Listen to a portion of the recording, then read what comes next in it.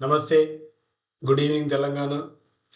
వల్లంకి ఛానల్‌లో గోధులు ప్రోగ్రాంలను ఈరోజు రాష్ట్రంలో, దేశంలో జరిగిన కొన్ని ముఖ్యమైన విషయాలు ప్రజలకు పనికొచ్చే మాట్లాడుతున్నాం మనం.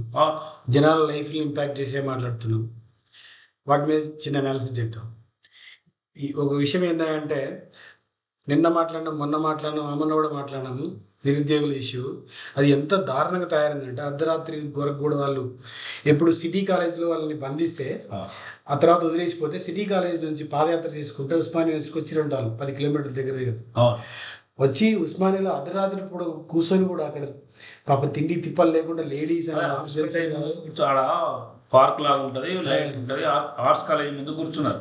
కూర్చుంటే పొద్దుగాల వాళ్ళ మీదకి పోలీస్ కవాతు. అప్పుడు పోలీస్ చర్యలు అప్పుడు ఇంటుండే.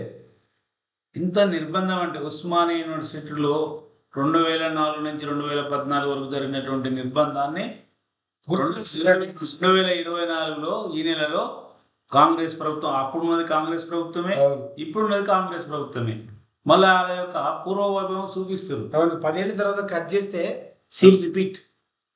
ఇది కాంగ్రెస్ యొక్క రాష్ట్రీకం. చిన్న వాళ్ళ కోరిక, వీళ్ళు చెప్పింది వాళ్ళు చేస్తా అన్నదే వాళ్ళు అడుగుతున్నారు, కొత్తగా ఏం అడగలేరు. దానికి నువ్వు అసలు దాని గురించి నీకు ఖబర్ లేదు. పోలీసు వాళ్ళని పెట్టి వాళ్ళు వెంబడిస్తావా? అయితే వీళ్ళు వెంబడించి ఉరికిస్తున్నారు.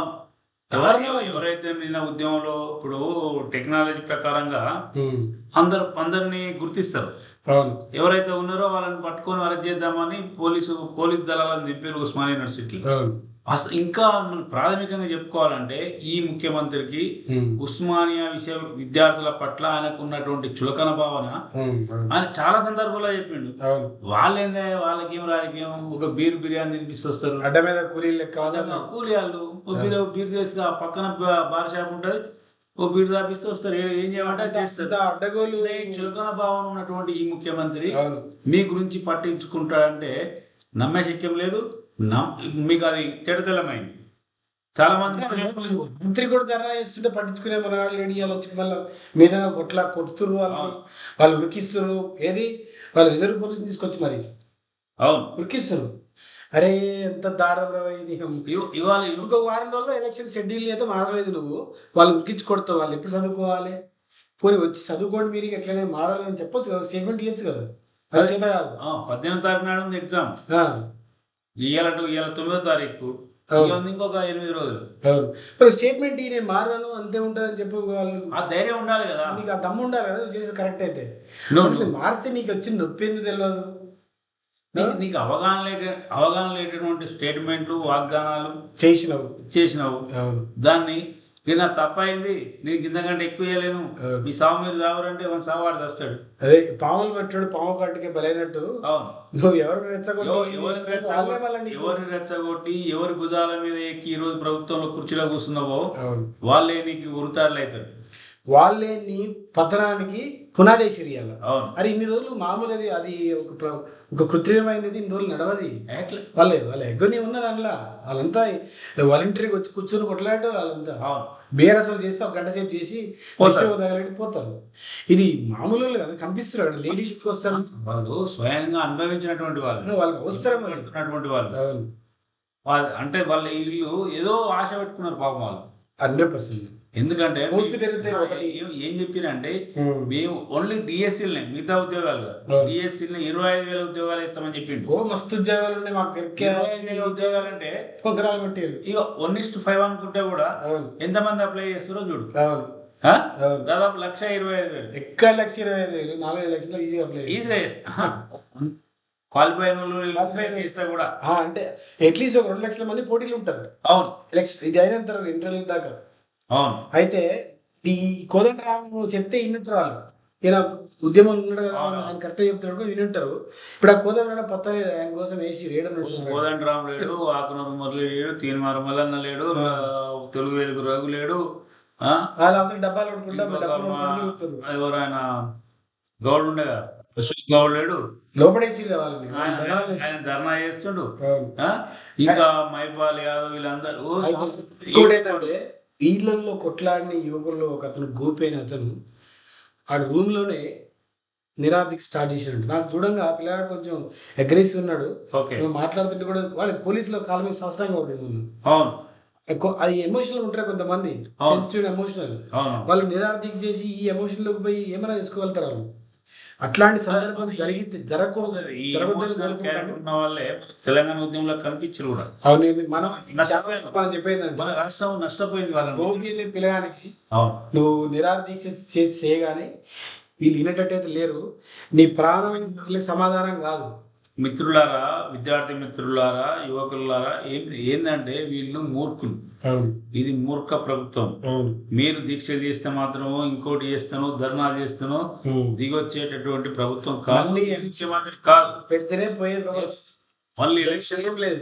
మళ్ళీ ఎలక్షన్ వస్తే మన యొక్క ఓట్ అనే ఆయుధంతో వీళ్ళని కొడితే తప్పితే ఇప్పుడు ఈ ప్రభుత్వంలో ఇప్పుడున్న సిచ్యువేషన్లో మనం ఏం చేయలేనటువంటి పరిస్థితి. అవును.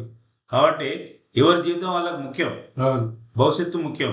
అవును. ఈ రోజుతోటి అయిపోలేదు. ఉమ్. కాబట్టి సమగ్రంగా ఆలోచన చేసుకొని ఎలాంటి నిర్ణయాలు తీసుకోకుండా ప్రత్యామ్నాయ ఏర్పాట్లను చేసుకుంటే ఉద్యమాల ద్వారా చేయాలి.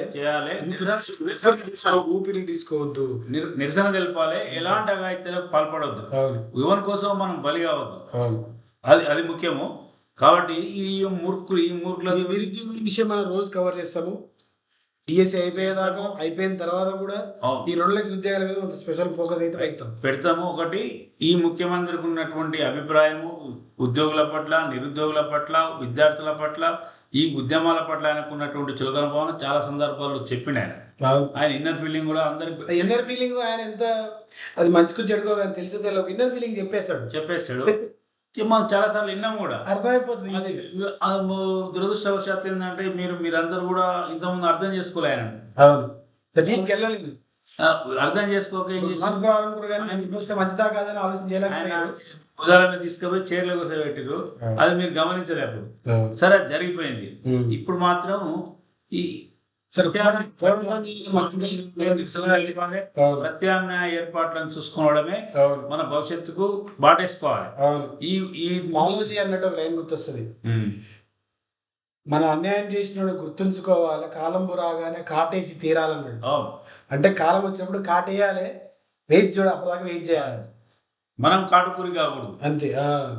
మనం కాటుకూరి కావద్దు. అతలోని మనకి ఎవడైతే అన్యాయం చేసిండో వాడిని కాటేయాల్సిందే. ఆ టైం వచ్చినప్పుడు వేయాలి, కంపల్సరీ వేయాలి.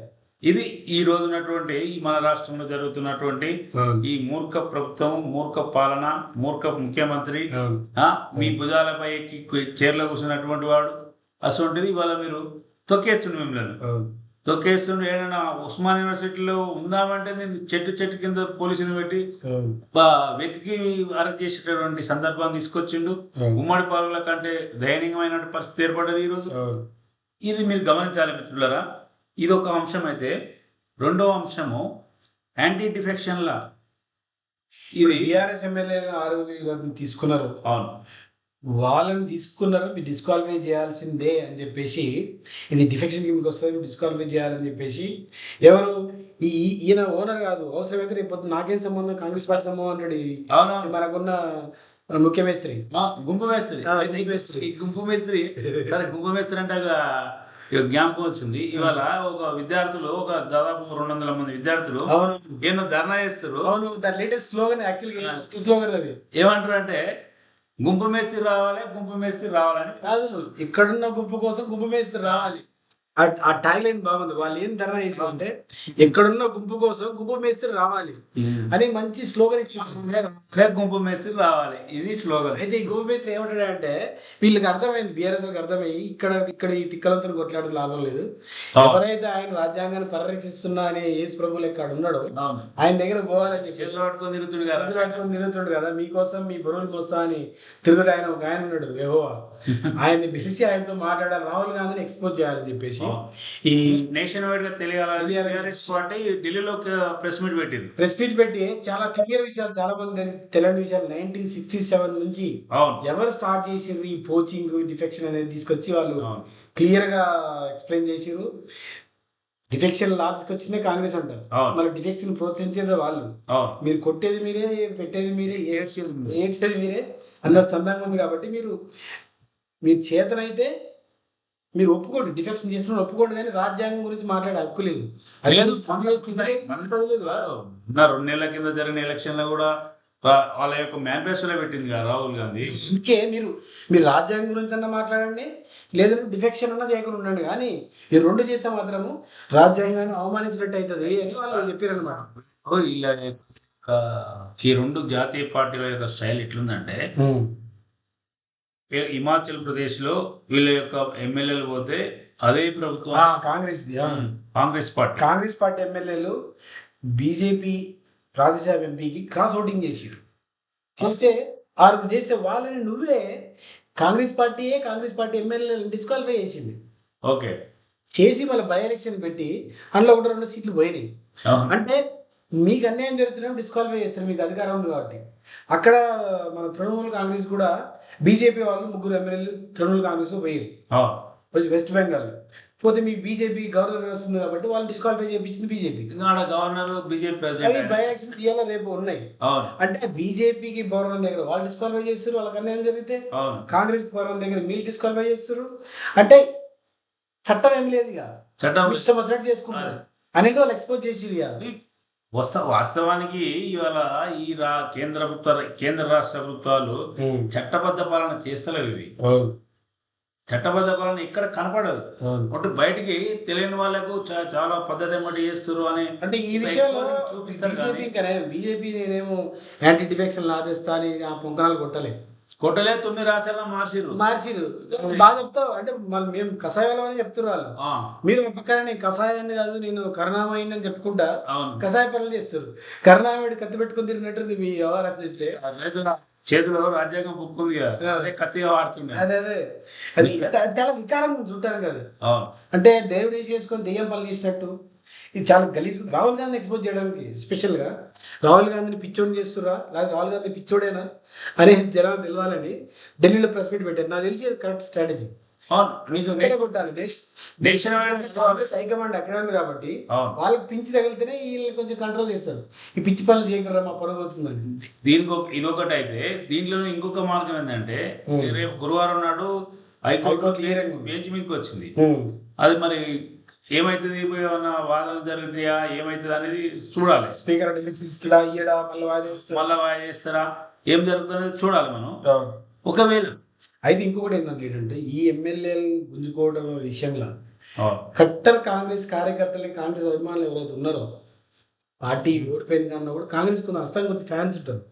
వాళ్ళకి ఇష్టం లేదు. అరే మనం కేసీఆర్ని ఈ విషయంలో తిట్టాం కదా మన వాళ్ళు గుంజుకున్నందుకు, ఇప్పుడు మనం గుంజుకొని మనం మొహంలో చేస్తుండే తిక్కలు తయారైన ఫీల్ అవుతారు ఇంటర్నల్. ఇంకొకటి ఏంటంటే ఇందులో ఏ పార్టీ గుంజుకున్నప్పుడు కూడా ఇప్పుడు మన నియోజకవర్గంలో నువ్వు ఎమ్మెల్యే ఉన్నావు, ఓడిపోయినావు కాంగ్రెస్ తరఫున, నేను బీఆర్ఎస్ తరఫున గెలిచి ఈ నియోజకవర్గంలో నన్ను తీసుకుంటాను అనుకున్నా, నీ యొక్క ఉనికి దెబ్బ తగ్గుతుంది కదా. అది రాజకీయంగా కానీ రాజకీయాలు ఉన్నప్పటికీ కూడా నీ నుంచి వ్యతిరేకత ఖచ్చితంగా ఉంటుంది, 100% ఉంటుంది. నీ భవిష్యత్తు మీద దెబ్బ పడుతుంది. ప్యాకేజ్ ద్వారా సరి తీసుకుంటారు. జనరల్ గా రాజకీయ భవిష్యత్తును ఎవరు కూడా నాశనం పోగొట్టుకోరు. అంటే ఏంటంటే మామూలు రాజకీయాలతో సంబంధం లేని అభిమానులు వాళ్ళు కూడా రియాక్షన్ ఉంటుంది. వాళ్ళ రియాక్షన్ ఎక్కువ ఉన్నది, ఇట్లా చేయకూడదు వీళ్ళు అని. అంటే వాళ్ళు సూచన వరకే చేయగలుగుతారు. వాళ్ళు పాపం వాళ్ళు ఏంటి మళ్ళీ ఓటింగ్ వచ్చినప్పుడు మళ్ళీ హస్తం గురితే మాట్లాడతారు. వాళ్ళు తక్కువ మంది ఉంటారు కానీ చాలా కట్టర్ ఉంటారు వాళ్ళు, అభిమానులు ఉంటారు వాళ్ళు. సో అదొక విషయం. అయితే ఇప్పుడు నేషనల్ లెవెల్లో టీఆర్ఎస్ ఏం చేస్తుంది అంటే కాంగ్రెస్ నేషనల్ లో టార్గెట్ చేయడం ద్వారా నేషనల్ మీడియా అటెన్షన్ చేసి వీళ్ళని ఒక ఎంబరాస్మెంట్ సిచ్యువేషన్ లో పడేస్తే కానీ బుద్ధి రాదు అన్న ఒక స్ట్రాటజీతో ముందుకు పోతాడు. ఇదొక స్ట్రాటజీ అయితే వీళ్ళు రెండో స్ట్రాటజీ ఏంటంటే కోర్టు పోవడం. ఆ కోర్టులో ఆల్రెడీ కేసులు నడుస్తున్నాయి. రేపు ఇక్కడ హైకోర్టులో బయట సమాజం నుంచి మీడియా నుంచి భారతదేశంలో ఉన్న మీడియా అంతా కవర్ చేయడం వల్ల వచ్చేటువంటి ప్రెజర్ ఒకటి ఉంటుంది, తర్వాత ఈ కోర్టుల నుంచి న్యాయపరంగా వచ్చే ప్రెజర్ ఒకటి ఉంటుంది. ఈ రెండిట్లలో ప్రెజర్ పెడితే అప్పుడు ఏం చేస్తారు, ఏంది మార్పు వస్తారైతే నేను అనుకోవడం లేదు. ఇప్పుడు బై ఎలక్షన్ పెడితే తెలుస్తుంది ఏంది ఎవరి సత్తా ఏందని తెలుస్తుంది. దాని ద్వారా ఇట్లాంటి చెత్త ఆపొచ్చు. కానీ మనకున్న సమాచారం మేరకు ఈ ప్రక్రియ మొత్తం అంటే బీఆర్ఎస్ 38 మంది ఎమ్మెల్యేలు ఉన్నారు. 39 అంటే మనకు ఓడిపోయారు. 38 మంది